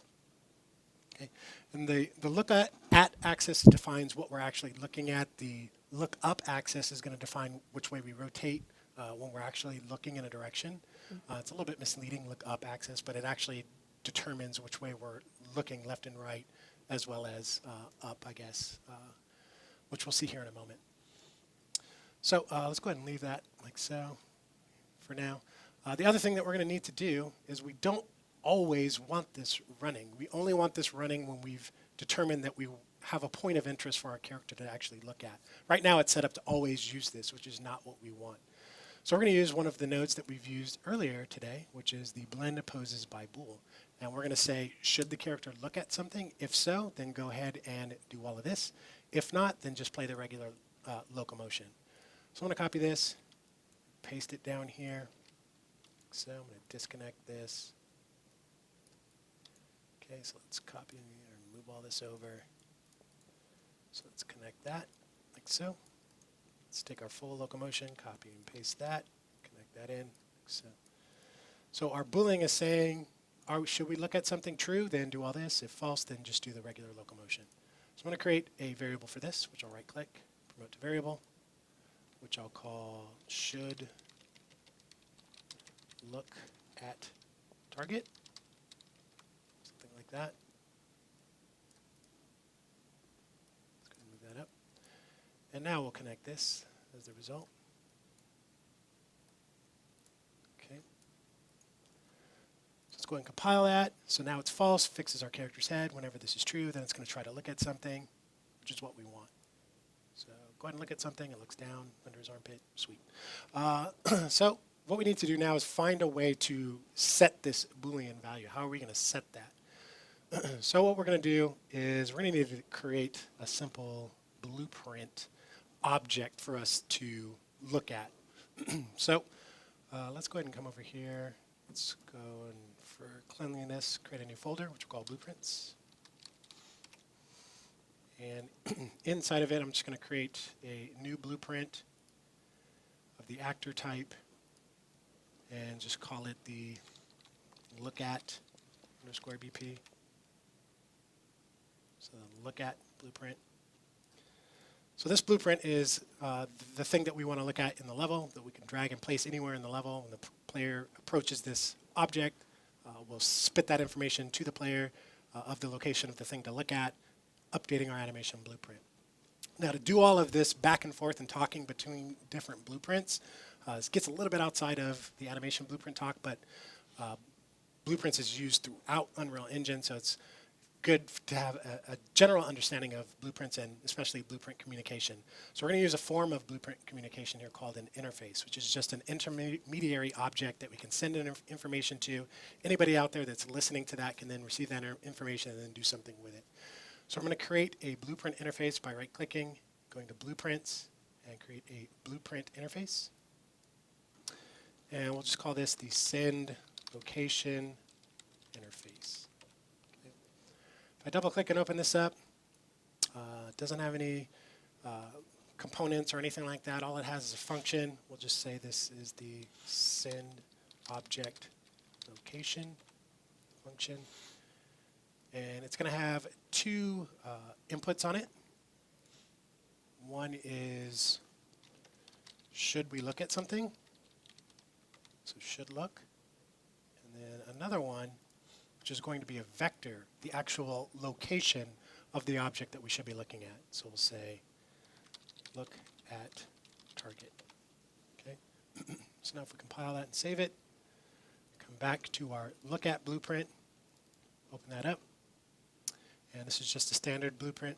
Now, the question on the forum actually mentioned having a character walk by and then the player character respond to that character and turn the head. You could do the same thing. You could add skeletal mesh in this blueprint and animate it so that it walks by, or any kind of object that you want to look at can be done inside of this blueprint. It's completely up to you. For simplicity, we're just going to add a static mesh, place it in the level, add a trigger volume, the player enters it, look at that static mesh. So that's what we're going to do. So I'll add a component, which is just a static mesh. So, and I'll add another component, which is going to be a box collision. Okay. So for clarity, we'll just call this the trigger box. So we'll give a static mesh here. We'll just add a cube in like so. We'll take our trigger box, hit R, and just scale up our trigger box. Something like that. On the event graph for this, we can take our trigger box, and over in the details panel, we have options that tell us when the player, or when something overlaps it. So on component begin, overlapping this trigger box and in. So when the player or something overlaps this, we're going to click the button to add that. We're going to click the button to add the end overlap as well. Like so. Now, there's all kinds of pins on it. The only one we really care about is the other actor, who overlapped this trigger box. I'm going to drag off of this and say cast to third person character. So is it the third person character that overlapped this box? If it's not, then we don't care what it does. If it is, then we're going to do something. So I'm going to copy this and paste it down here as well. Just connect that and that, like so. If it is, what we're going to do is call our send location, which was send object location. So we're going to say send object location. There's our interface. There's the message. See, it's got this little envelope ready to send. So we're going to connect this. Target, it's going to be our third person blueprint, so we're going to send it to them. Should we look at the object when we overlap the trigger box? Yes, we should.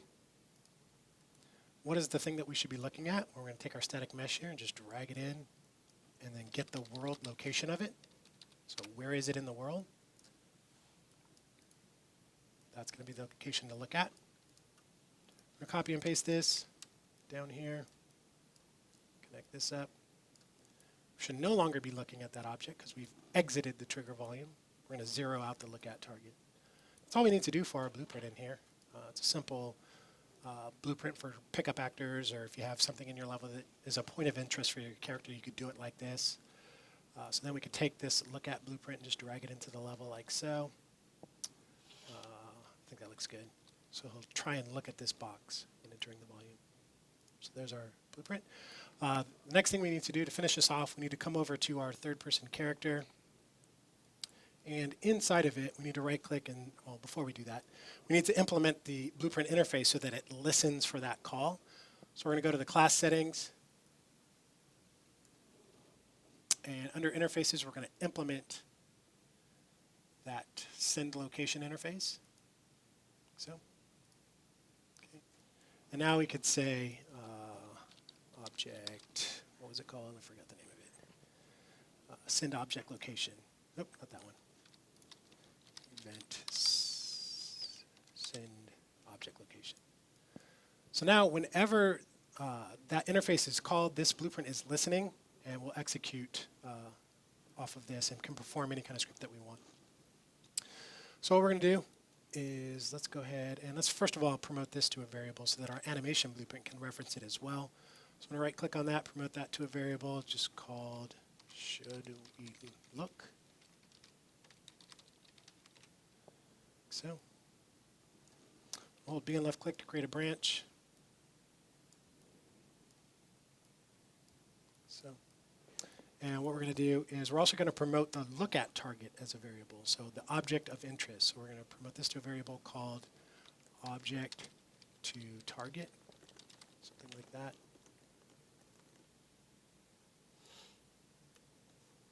Okay. So that's all we need to do for this. I'm going to compile that. The last thing we need to do inside of our animation blueprint is now retrieve that information and pass that through. So let's go ahead and do that. Let me just double check my notes actually. This is the first time I had to look at them. Let's make sure we're doing this right.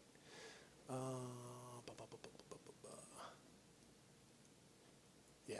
All right, so let's go ahead and move this down just a little bit. So we're going to get the variable that we created, this should we look. We're going to retrieve that value. Drag off of this and say should we look. Okay. We're then going to branch based off of that. If we should be looking at the object, connect this up. So should we be looking at the object? If so, we're then going to set inside of our animation blueprint, should we look at our object to true. Okay. And then what we'll do is we'll take our look at target. We'll also populate that as well. So I'm going to hold Alt, bring that in. So, and inside of our third person character, we are storing that object to look at. So we're going to pass that through. So we'll say get object to target. And that's our look at target. Okay? So that's what we should be looking at. If we shouldn't be looking at the object, we need to tell our animation blueprint to not look at the object. So we're going to copy this and paste it, plop this down, and uncheck that. So that should be all we need to do. So let's compile and save that. Let's test this out.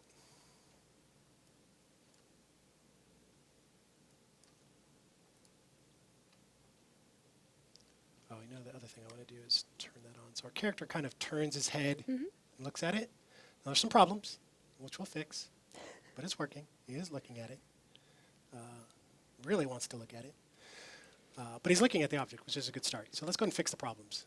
First thing I want to do is make sure that we turn on the collision box so I can see where it should be starting in nuts. Do leave time for some of the other questions. Yeah, no, totally. I told you I have the gift of gab when I start going. Over-explain things. It's Plus, it very doesn't help helpful. that these windows are all like sized up all crazy. No, it's valuable information. I'm not trying to say that. Hey, I'm It's here too much. for the community. As long as you guys aren't kicking me out. Oops, not that one. No, they're loving it. Good. I'm here for them. That's what my job does, entails. So.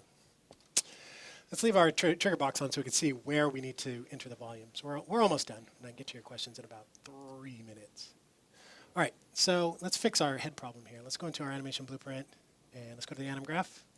There's a couple things we could do to improve this. First of all, let's take our look at the bone. Down inside of on the look at node, we have the ability to clamp the degrees in which we want to limit this. So the first thing that we could do is try clamping that. So let's try and set this to something low to start. We'll say something like 20 to start, something like that. Let's see what that does. The other thing that I just noticed that we missed, in order to actually rotate the head, we need to enable our use lookup access. We've set it, but we didn't tell it to use it, so we need to make sure that that's checked actually. So now we're going to use our lookup access of the Z. So now if we compile, we play, let's see if clamping and using our lookup access helps. So now he's kind of looking at it, but it's still not quite where we want it to be. So what we can do is we come to this, back to our animation blueprint. Right now it's using a local space to actually look up on our lookup access here. We want to use world space, so we're going to uncheck this. This is on by default. We're going to uncheck that. Let's try it again. And now when we walk by, well, it looks a little bit better. He's turning his head, but it's not all funky. And we've clamped it, so it looks a little bit better. But this comes into some more of the fine-tuning that you may want to do. So right now we're turning the head, which is perfectly fine to leave it just like this. But traditionally, when you're looking at an object, you're going to rotate your body too. So you're going to turn the body and turn the head to kind of turn and look at something. So we're going to add another look at node here. This is totally optional, but it's going to give it just that little bit more of realism to it. So I'm going to take all of this and just move that down just a little bit. I'm going to copy this look at node, paste it. Look at target is still going to be the same, except this time we're modifying, we're going to modify a different bone. So let's go ahead and connect all these up so it runs through all of those like so. So let's select this, and let's try doing, we'll do just like the spine. We could probably do the neck, but we don't really want to rotate the neck. We want to rotate the torso. So we'll try spine one and see what that looks like for this. For this one, let's go ahead and double check. Let's go ahead and make sure everything's still the same. That should all be the same. For this one, we're going to use local space here so that it rotates the body in local space, but the head stays in world space. If we had both using local space, it would get confused and it would get all contorted. So for this one, for the spine, we want that to be in local space so that it turns the body towards the object and the head follows in world space. So that's what we're going to do. So let's go ahead and make sure that local space is checked. Local space is off on this one. We could also clamp this, which will probably clamp this to something super small. Let's just half this to something like 10. See what this looks like. So super minor thing, just adding that extra node in there, seeing what this does. So let's go ahead and run over here and let's see. As I come in, body kind of turned quite a bit. Probably clamp that a little bit more. He's turning all the way around. So let's go ahead and see what's going on here. Let's make sure that I didn't set this wrong. So we're doing spine. Yeah, we want to do spine one. Local space. Access. Yeah, clamp is set to 10. Let's go ahead and just double check that the head should be set to, yeah, it should be set to that. Let's go back to our Anim graph and just double check a couple of things here. So getting some live debugging here. So yes, we should be look at value, take in our offset. That's the lean value. So the head. Not quite sure why it's doing that. Or the significant lean. Yeah, the significant. Because I literally just created this yesterday, so maybe this might be having some issues. But with my reference project, it seemed to be working okay. Let me just double check and see why that might be. Yeah, because it shouldn't be doing it. He looks like he's trying to pick a fight with the box. I know, right? Let's go ahead and double check something here. Get me. No, that's set to, that should be right. Quite sure why that is. I might have to debug this offsite Yeah. to see why this is, because it literally is set up as my other project. But that gives you a starting point. This should give you a starting point to look at objects in the world. God, that looks terrible. That's going to drive me nuts. Because, yeah, it should look like this. Let me see why this is not. Oh, you have your example up? Yeah, and this is exactly what's in the other one. Of course, I'm missing a checkbox or something. It's got to be something. Yeah. So, yeah, the body turns a little bit. The head follows. This is what it should look like. I'll have to debug why that's doing that. I'm not 100% sure. And even while I'm running, it's kind of doing it a little bit. But you get the idea. Yeah. You can fine-tune it. So the look at node is what you'd want to use. Do we want to get to questions now? I think that's all I had. There have been a lot of questions. Good. So if you're ready. All right. All right. Go for it. Let's see. Looking at trying to see what you Here we go. covered. Yeah. Oh, some of the questions. Okay. So let's see. So I guess we could start with the ones from the forums. Or Yeah. So start at the top. Did you add ones to this list? Yeah, I Okay. added a bunch. All right. So starting from the top, some of these were from the forums that I tried to get some responses for. Try to get through these quickly. So on the rigid body node, is there a way to transform a bone driven by a rigid body node? So basically modifying the bone via additive or modify node and then applying rigid body to that. Essentially, I think what they're trying to accomplish is having a bone, using the transform modify to move that bone, and then applying rigid body to that. In theory, this should work. I spoke with our team here. In theory, this should work. You should be able to move the bone and then have the rigid body respect the new location. But speaking with our team, they recommend that you don't move joints that are being simulated, as you may get undesired results. So in theory it should work, but I wouldn't recommend it. What you could probably do instead is use a separate mesh, so a separate skeletal mesh. So if you have a weapon that you want to move and then have it like dangle or something like that. Outside of the main mesh, you have your character with all of its bones, and then you have a weapon mesh that is a separate thing that's attached, and then moving that, and then using rigid body on that to simulate physics. That would probably be the better way to go than applying the rigid body node to a bone that you're moving on a character that's moving as well. So that would probably be the way to go. I would assume would probably be the best way to go. Another rigid body node question, can we use the fat collision system inside the rigid body node to have bones affected collide with external objects? I believe that you can interact with static meshes that are not dynamic. I'll have to double check on this. I just got this answer before I came on the stream. I'll have to double check on it. But this node was meant for secondary animation, not necessarily for a full physics simulation, mostly for like dangly bits, ponytails, weapons that you want to jiggle.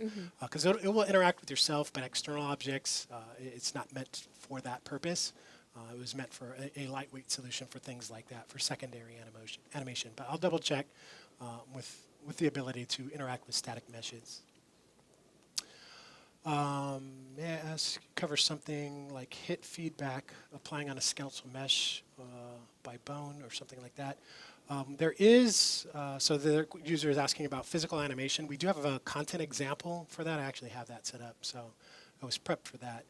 We do have a content example for this. There's a whole physical body animation, physics blending to hit reactions. I would take a look at this because it sounds like exactly what you're after. So applying, impulses to this. I'm not going to go through the blueprint here, but you can take a look at this blueprint. It should walk you through on how to set something up like this because that sounds like what you're after. It's just blending between simulated bodies. Let's go ahead and minimize that. Would it be possible to cover the subject of distance curves, movement system, animation following the capsule? This was shown in the Paragon animation techniques video. Yeah, I wanted to cover that in this stream, actually, but I was instructed that we cannot do that just yet because it's not quite ready. Some of the character movement improvements that are coming, that'll have to be a second stream or future stream that we cover this. Is that link available to share? Yeah, I can share it with them. I can drop it in chat. So. What does it say? What? Oh, it's not. Hold on. Is the link a lie? Yeah, no, it's not a lie. It's an actual page. I've been to it. Here it is. So this is what they're talking about. Laurent created this. I'll send it to you. Or you can Google bringing a hero from Paragon to life with UE4. Laurent gave this presentation before. It's a super technical presentation on character animation. If you haven't seen it before, highly recommend that you check it out. There's some breakdown of how we do things in Paragon with respect to character animation. Some of that stuff is coming into the main branch of UE4. I don't know when, but we will have a stream covering that down the road. And they're specifically talking about the speed warping, orientation warping, things like that coming a little bit later. And I dropped that link in chat if you want to. There's a PDF in there as well that you out. can check out, that you may want to check out too with more information. Let's go ahead and that. And let's see, procedurally force a character's aim animation to always align the hand with crosshairs no matter the animation. Might need to get a little bit more information from the user that posted this question, but an aim offset should do this for you, as you could specify the values that you want to drive the animation. I don't see why it couldn't. If you haven't been using an aim offset, I would recommend that. If there's more to that question, please post it in the forums. I'll try to see if I can get a better response. But an aim offset should cover that for you. Let's see, switching animation blueprints for pawn in real time with blending from the previous pose to the next pose. For example, you have a character that has an animation blueprint interacting with vehicles and you want to switch to another animation blueprint. You may want to take a look at this page. Let me go ahead and bring this up. So this is on our official documentation pages. If I can bring it in, which it doesn't want to let me. There we go. So for that particular instance, you may want to use sub-anim instances because that'll allow you to take the pose from one animation blueprint and blend it with another. Sounds like what you're after. If you haven't seen this page before, recommend searching for sub-anim instance. You may be also to get away with using child animation blueprints and passing the pose data off to your child as well. It would just depend on how you want to do the blending, but that would be the place I would start. Let's go ahead and minimize that. See, another question on restricting the distance rigid body moves away from the character. If a character moves too quickly because of force or animation, the rigid body can't keep up or is a little bit glitchy or stretchy. I would recommend that you take a look at the physics asset, actually, because the rigid body is pulling from that. That's where you're going to want to do your constraints, not necessarily on the rigid body node itself. Let's go ahead and bring this up real quick. So I did a Twitch stream before. Bring this in. So I did a Twitch stream before about using animation pose snapshots and essentially blending from a pose where you're laying on the ground and then getting up out of a ragdoll. But in this stream, I also talk about constraints on the physics bodies because our character was flailing all around when simulating physics. Inside of the physics asset editor, you can specify angular and swing and angular twists, all that stuff you could specify inside the physics asset and apply constraints there. So you're not necessarily going to do it on the rigid body node. You do it at the constraint level inside of the physics asset. So take a look at this stream. About 20 minutes in, I think I talk about the physics asset a little bit. It's a little bit older. The physics asset editor has changed, but the concepts still apply and the values and properties are still there for you to tune and tweak. So take a look at that. There's a question on how do I keep my state machines tidy? Let's go ahead and bring this up real quick too. Do I still have that? I guess we kind of already talked about it before. Using multiple state machines and casting those poses off and instead of doing everything in one state machine. If you take a look at that, that link that Amanda shared earlier from Laurent where we talk about Paragon characters, there's a PDF in there that will illustrate how we set up our animation blueprints. And you'll see that we have it's very structured. We have our basic locomotion, which is just one section, and that's all it is locomotion. It's falling, it's jumping, it's stuns, it's reacts, it's things like that. It's not including attacks. That's not in our basic animation or locomotion set. And you'll see if you take a look at that PDF how it's structured, that we have multiple state machines feeding different blends throughout the animation blueprint. So that would be one way to organize your state machines. There's a question about covering a reload animation while locomotion is active, so walking while reloading. We kind of did that in this stream. We did a character that can walk and attack at the same time. It's the same concept. You would just use different animations. There is a link that we could share for that in the docs. If I bring that in, let's go ahead and just bring it in. So I do cover that in this tutorial. If you look up using layered animations on our official doc pages, it's a character that walks. Well, of course, look at that. For real? Don't know why that's not working, but it should work. There's a character that walks, runs, shoots at the same time. So as I'm walking, I'm firing a gun. You could do the same thing with a reload. Same concept. So I'd take a look at that page to achieve what you want. Let's go and take a look at some of the questions that came up during the stream. If I can't get to all of these, I'll try to answer them in the forums as well. So is there information in the UE4 documentation manual regarding conditional reactive animation blending, such as bumping into NPCs?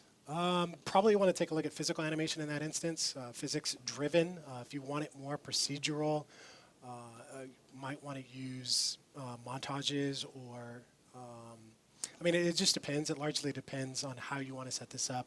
But physical, if you're looking at physical reactions, I would look at the physical animation stuff, as that might get you what you're looking for. Is there a way to randomly select multiple idle animations on a blend space?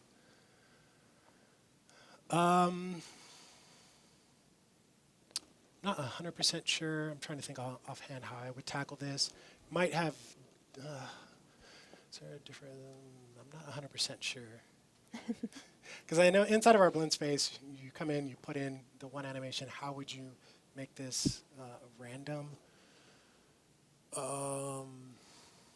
take a look real quick. So,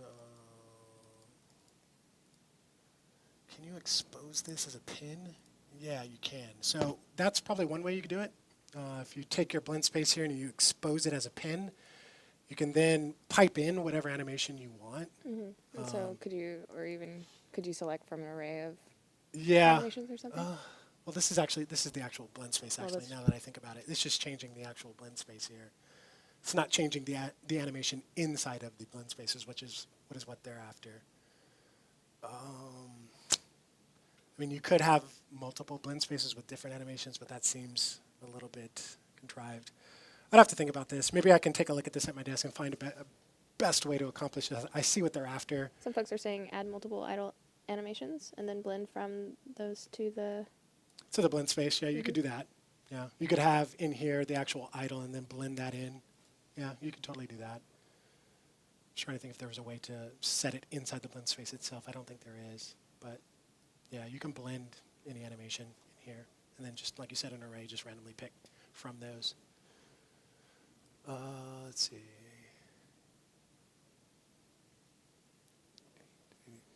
So animation retargeting. Retargeting doesn't correctly work in 418. So animation retargeting in 418, there appears to be some issues. I might have to get back to my desk and look at this and see what this is. I'm not quite sure what has changed in 418 for animation retargeting.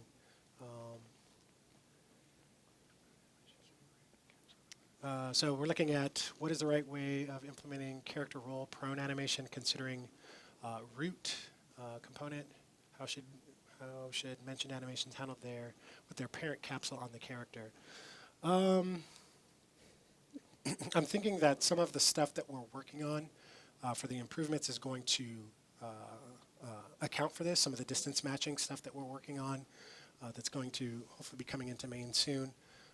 Inside of the animation post snapshot twitch that I did, I do show a way to handle moving the capsule along with the character. If you want to take a look at that, kind of a workaround until better processes come online. So you may want to check out that Twitch stream, the animation post snapshot Twitch stream, for a way to handle this for now. Let's see. I'm trying to see what else I have time for. Yeah, this is there's quite been a lot. bit. I may have to try to answer the rest of these when I get back to my desk. It's okay, we can drop them in that form. Okay, because we ran a little bit long, but I got on in a little bit late. That's okay. That's okay. Yeah, I think that's all I got for now. All right, so we're gonna wrap it up, but we can, if you wanna, do you wanna tackle these and you'll just post them? I'll just post a thread. So we have I've collected your questions, so we have them in a document. If you want to toss a couple more in the chat, I can still pull from those, and then I'll send them over to Wes, and he'll type up a response that will then drop into the forum post about the stream. But thank you so much for joining. Obviously, this is a very important topic where there's a lot of questions surrounding it, and there's a lot of information buried in the system. So we really appreciate you coming on, and hopefully we can figure out another more advanced stream to get you back in. As always, we encourage you to apply for or submit your projects to the NVIDIA Edge program. We're always on the lookout for really amazing, great projects, and we can, maybe you'll get a 1080 Ti out of the deal from NVIDIA, so that's pretty sweet. Again, and I've dropped the survey link in a couple times. That's a great way to give us feedback. Let us know what kinds of streams you'd like to see in the future. Again, advanced animation or of the like.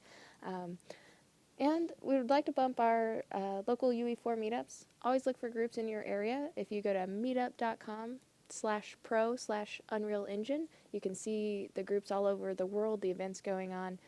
There's great way to show off your projects, get demos, learn, and just develop with your local community. And that's all for today. Keep an eye out on social for what we've got coming up, and we'll see you next week. Bye.